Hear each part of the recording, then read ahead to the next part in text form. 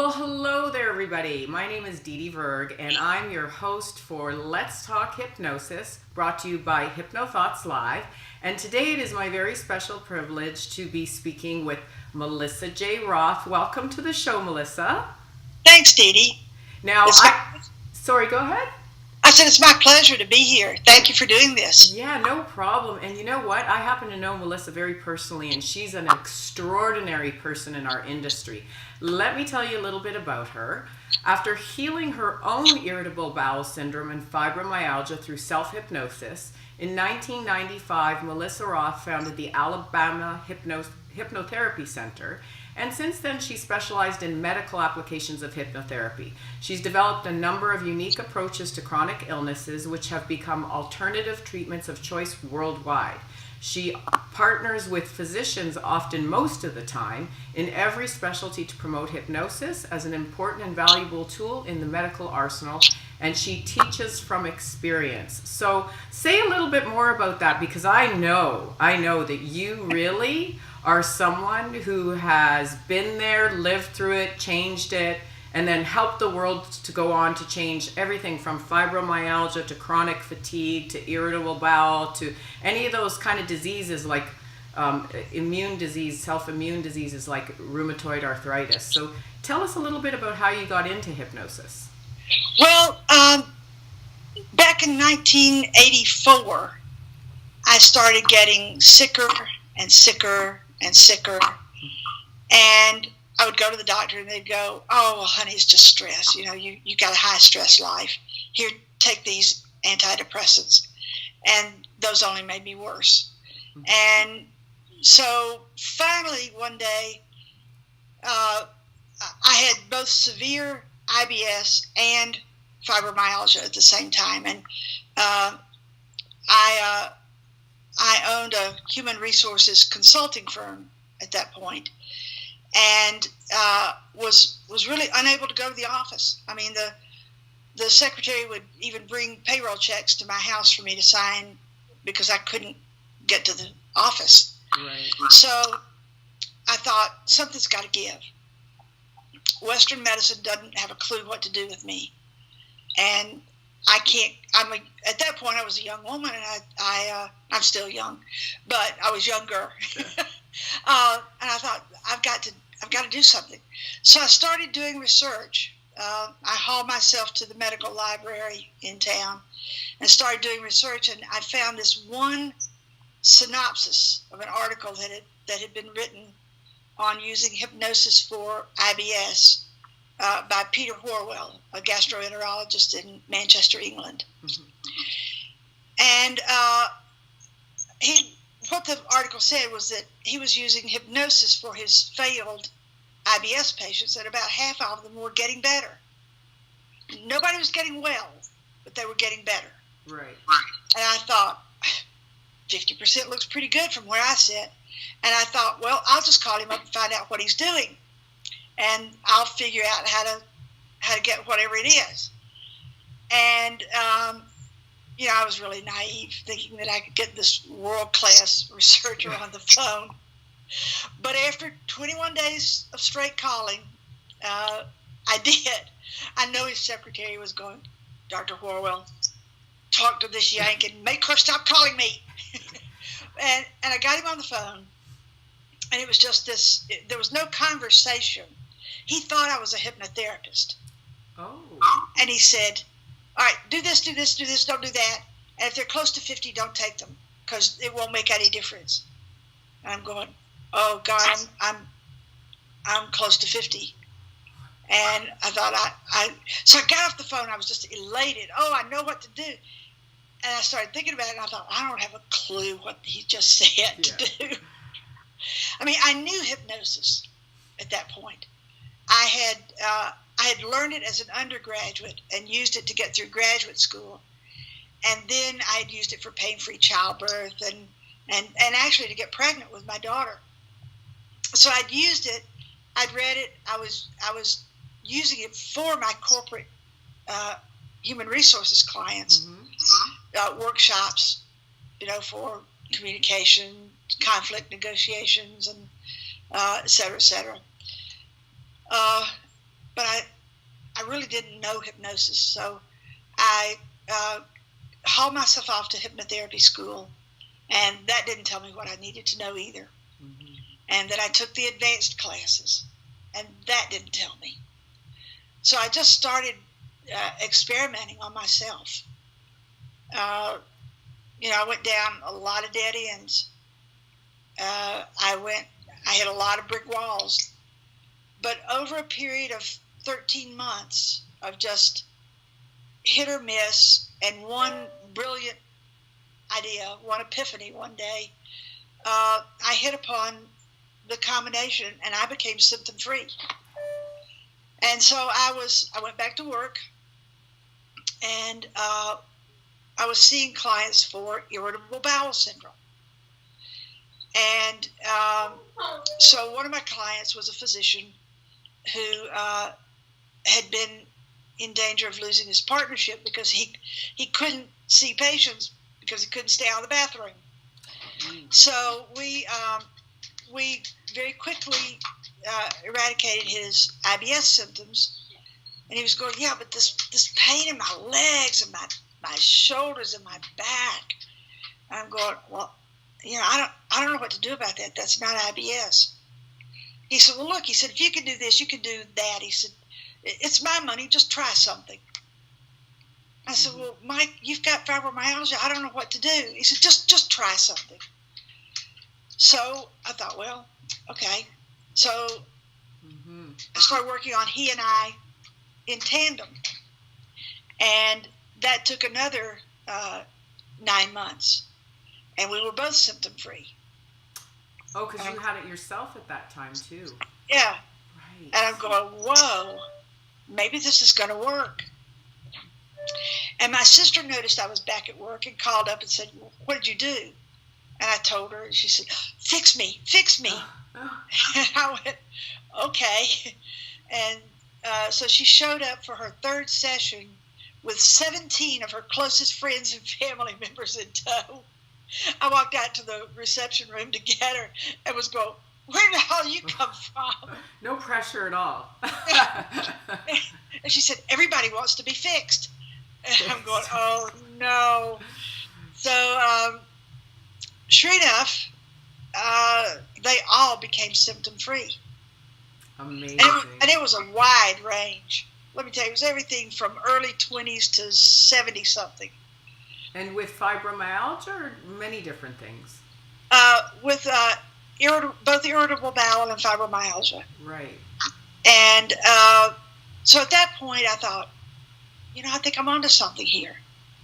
Sure. And so I did a 2-year controlled, or as controlled as hypnosis can get, research project. And I took 36 clients.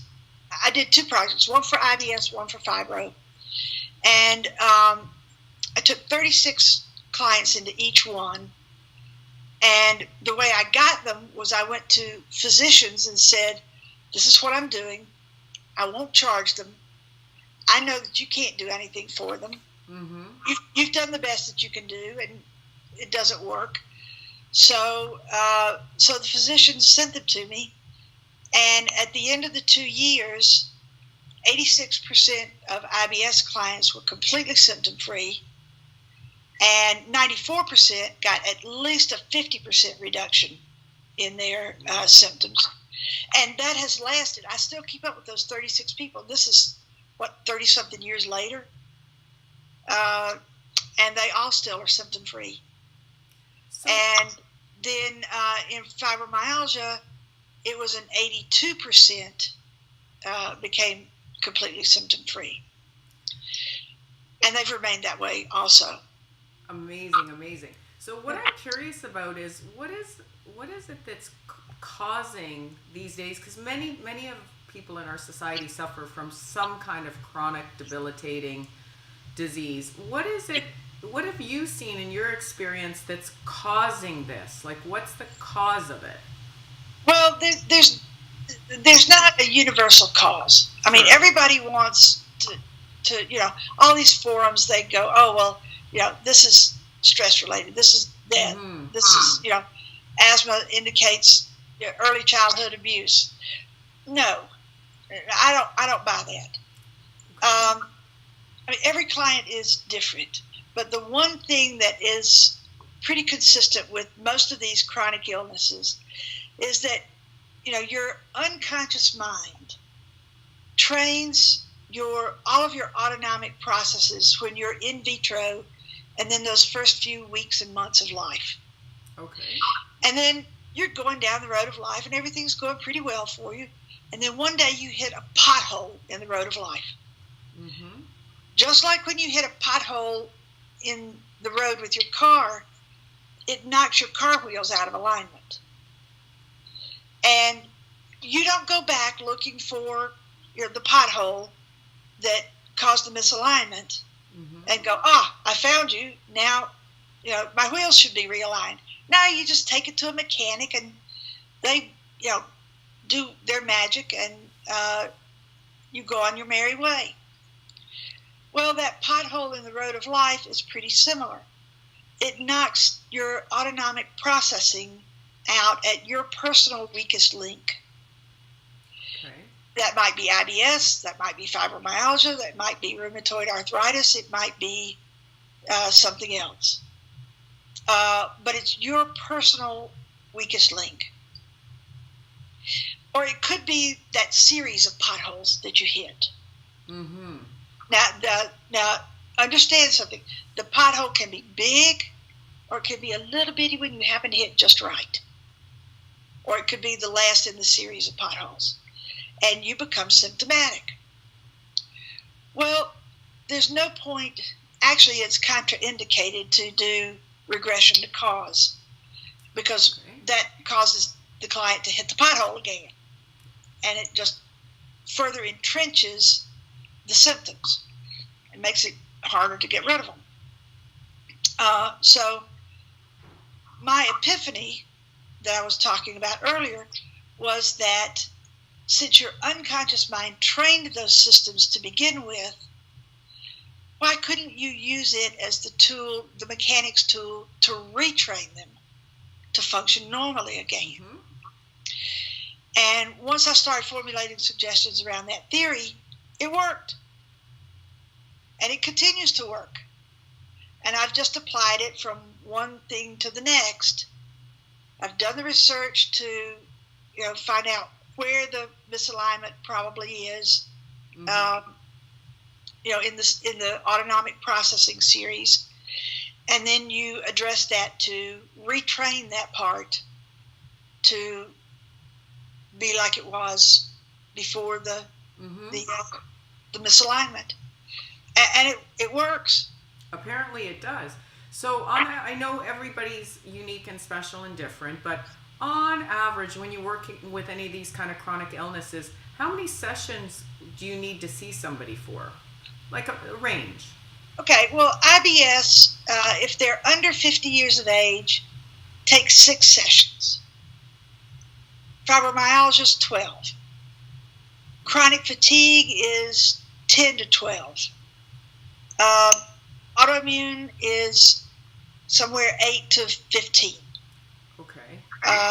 Depending on just how bad the client is.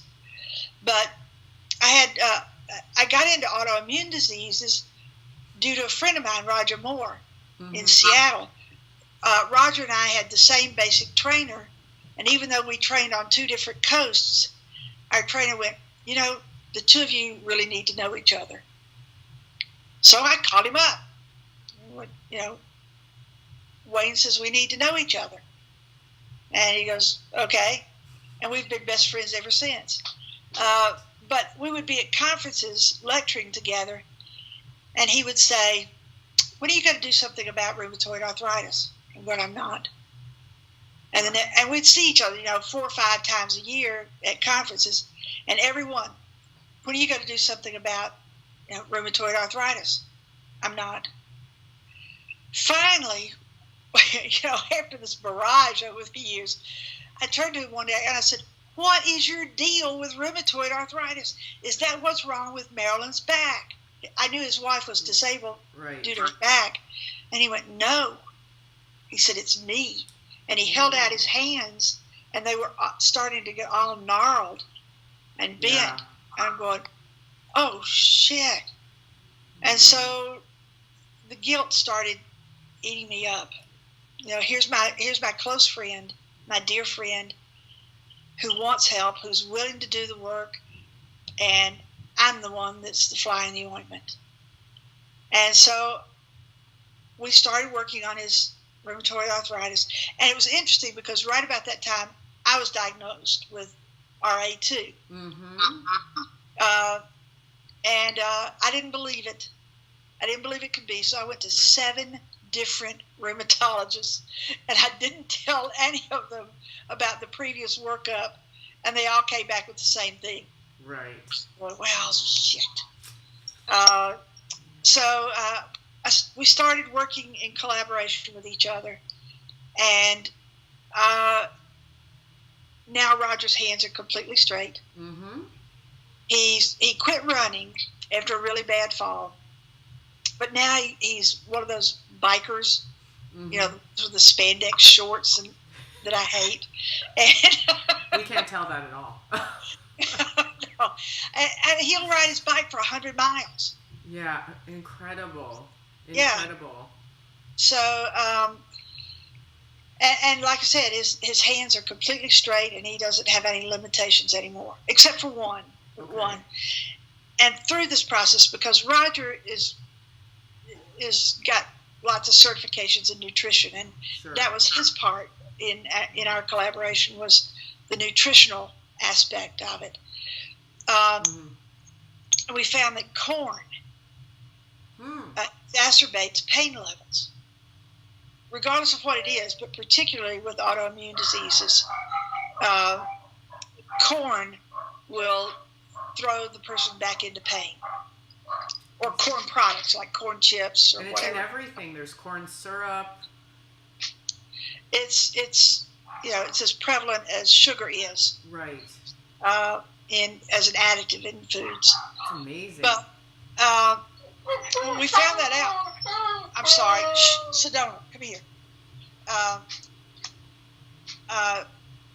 We found that out because summer came and Roger had been symptom-free for a few months, and all of a sudden he got back into pain, and I thought, my therapy didn't work.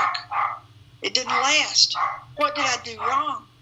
And I was trying my best to figure out what I did wrong or didn't do that I should have done. And then he said, and then the season was over, because there was a farm right down the road from him where he got fresh corn every day. Right. And the season was over. He wasn't eating corn anymore, and he went back to being symptom-free again. And I'm going, so he figured it out. He kind of put 2 and 2 together. Oh, amazing.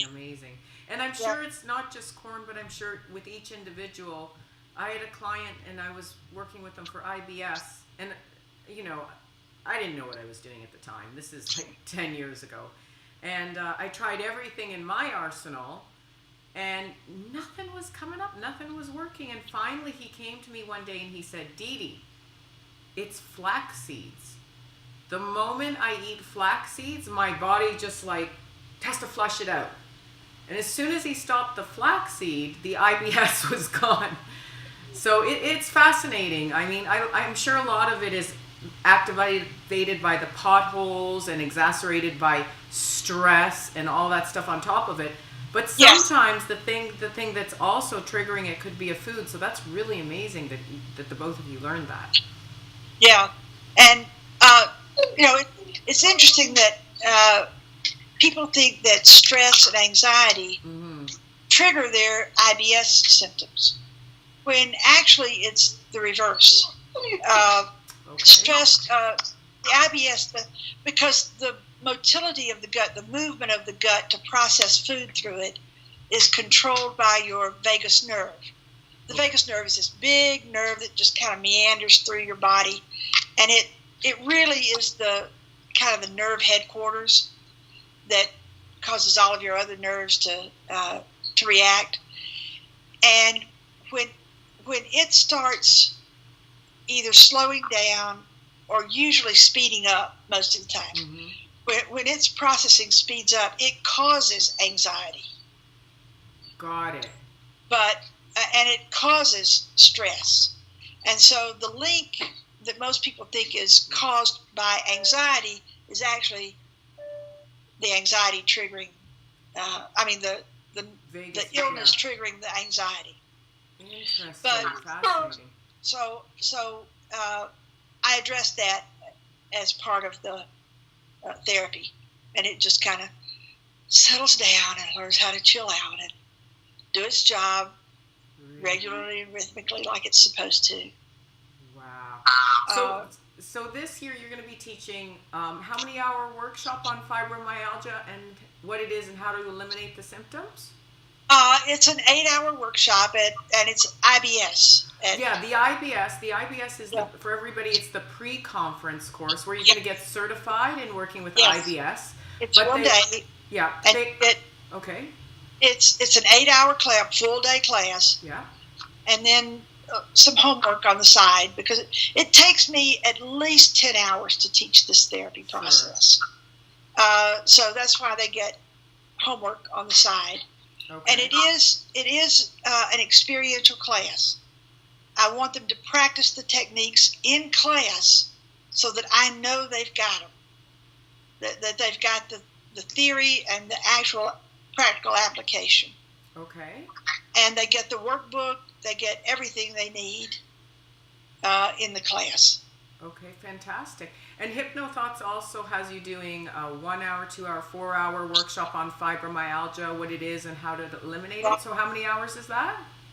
Well, it takes me a good 8 to 10 hours to teach that one as well. But you're doing an introduction, right? I'm doing an introduction so that people can determine if this is something that they're interested in. Sure. A lot of people just aren't interested in doing medical hypnotherapy. Right.